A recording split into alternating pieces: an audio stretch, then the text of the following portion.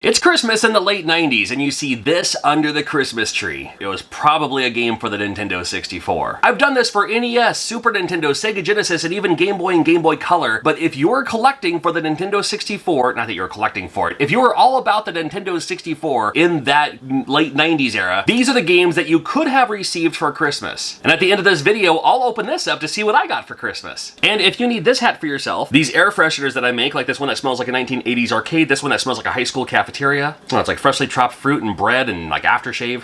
Well, that and more, they're all available in my shop. You can check out a link in the description below. Nintendo 64 came out in 1996 and Cruisin' USA came out later that year. Now, the Nintendo 64 only launched with a couple of titles and didn't have a huge selection of games you could choose from. So you kind of have to just kind of grab whatever there was, but Cruisin' USA did come out and it was kind of a cool look because going from Super Nintendo to the 64, you actually had like full 3D. It wasn't like Mario Kart, like flat 3D, you know? It was like you actually had like trees that were up and, you know, hills and valleys and stuff. It was really cool to see.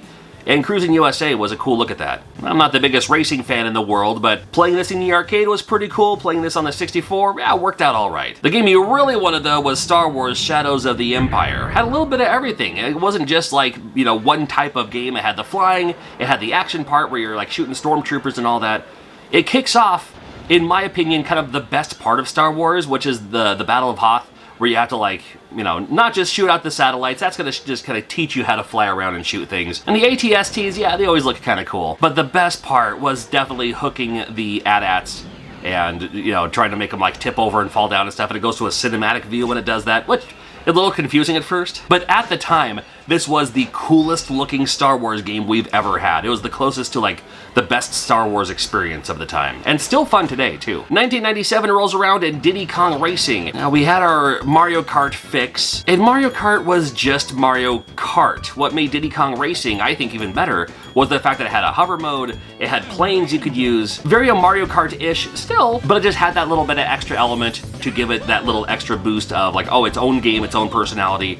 You know, after Mario Kart came out there, like everybody had a Mario Kart clone. But this one was one of those few exceptions where I think they made the clone and made it better, in my opinion. 97, we finally get a good wrestling game too, and this is after years of having not very good wrestling games forever. But then the Aki engine, you know, the games that came out in Japan, we're finally starting to get them here in the United States. WCW NWO World Tour, they called it that because, well, in Japan, this game featured a lot of wrestlers like from around the world, but like bootleg versions of them, like unlicensed versions, I should say. So in this one, it just took some of those wrestlers that were like the US guys, but then they also left in some of those Japanese wrestlers that, like, well, it's not really called what they are, but you know who they are if you're a fan of Japanese wrestling. This was the one that started it all here in the United States anyway. Well, the one for the PlayStation 1 may have been the first one, but this is the one that like a lot of people started to take note anyway. And I saw this video recently of people sharing it around of Scott Steiner in Japan giving Hiroshi Hase the Steiner screwdriver.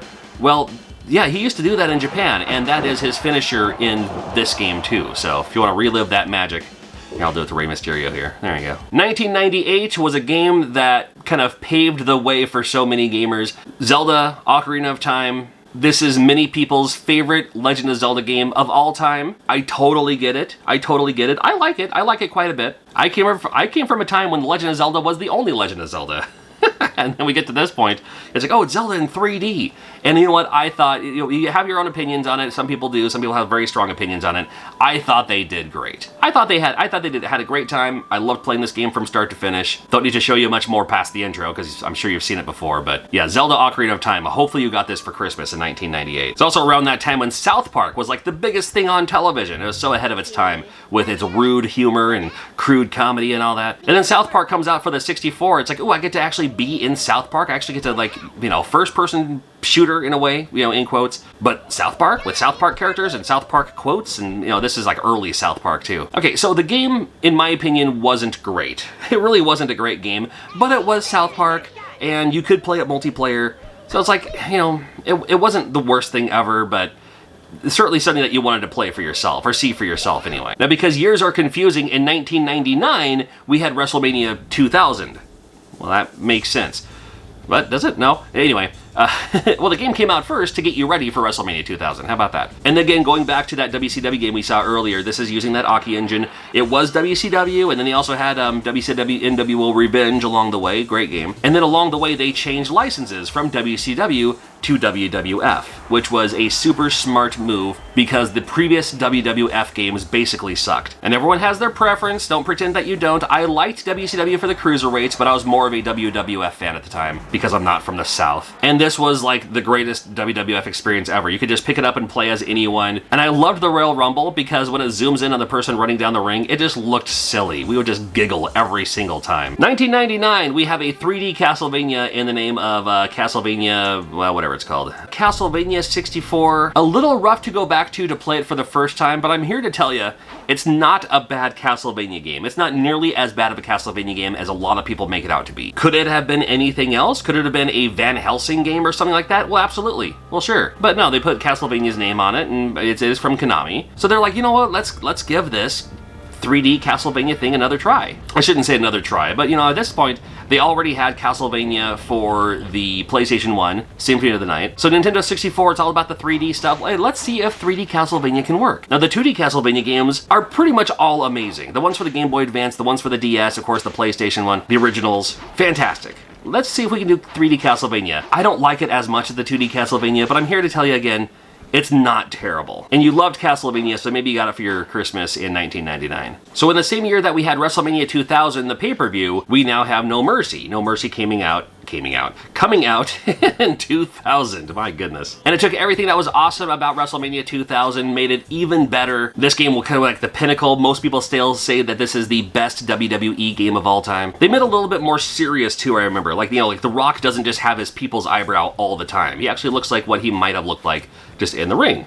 I wouldn't have minded if they just left in the people's eyebrow, but still. And we're still in the heart of the Attitude Era, so all of the best wrestlers of the time. New moves, new things added. This was the it game. And it's a game I still love playing today. 4 players on this one, do the Battle Royal. So many move selections. You can edit your own wrestler, create your own wrestler and stuff like that. I love it. Well, maybe you're more of a Banjo-Kazooie fan. And that's nothing wrong with that. 2000, we had Banjo-Tooie. So if you're a huge into Banjo-Kazooie, you have another, well, basically Banjo-Kazooie game for you to get into and for you to enjoy, because why wouldn't you? It's Banjo-Kazooie, but this one's called Banjo-Tooie, which I thought was kind of cute. Any game that starts with Jar Jar Binks being crushed by a 64 logo. You know, it's gotta be kind of cool. Star Wars Episode 1, Battle of Naboo. This one was very, very cool. In fact, pretty much, I think all these Star Wars games on the Nintendo 64 were all pretty good. Because there are some Star Wars games that aren't that great, but I think all the ones on the 64 were pretty good. And this one came out around that same time too. Maybe you grabbed it. In 2001, we also had Tony Hawk's Pro Skater 2. Now, I'm more familiar with these on the PlayStation, so I'm more familiar with how the PlayStation controls work, but the Tony Hawk games have always been amazing. Even if you're not into skating, or even if you're not a skater yourself, or just too afraid to step on a skateboard, this gave you that ability to do that. I promise you there are skaters today who got into it because they played these games growing up. And Tony Hawk Pro Skater 2 was fun. I liked this one a bit. You know which one I liked even more though? Tony Hawk Pro Skater 3, that came out a year later. Now we're in 2002, also around late in the year. We got this probably for Christmas. Tony Hawk Pro Skater 3 was cool because, you know, during this time you got MTV's Jackass, and yeah, you can play as Bam Margera in this. So the idea that you can actually play as Bam, which was, you know, the coolest thing ever, and more of the Tony Hawk Pro Skater type thing. It's like these timed runs where you try to do something in the time limit. I preferred the Underground series, a little bit more open world. But 2002 rolls around, is kind of like, this may have been the last game released for the 64, I'm not sure. But yeah, Tony Hawk Pro Skater 3, now available on your Nintendo 64. And then from there, we go into like the GameCube era and all that too. But we're just talking about carts today, and let me open this up. Oh my goodness, it's exactly what I wanted. It's exactly what I asked for. It is Xenocrisis, available now on the Nintendo 64, and this is the Japanese version. They have the US version and the Japanese version. If you need your Xenocrisis for the 64, got a link in the description below as well.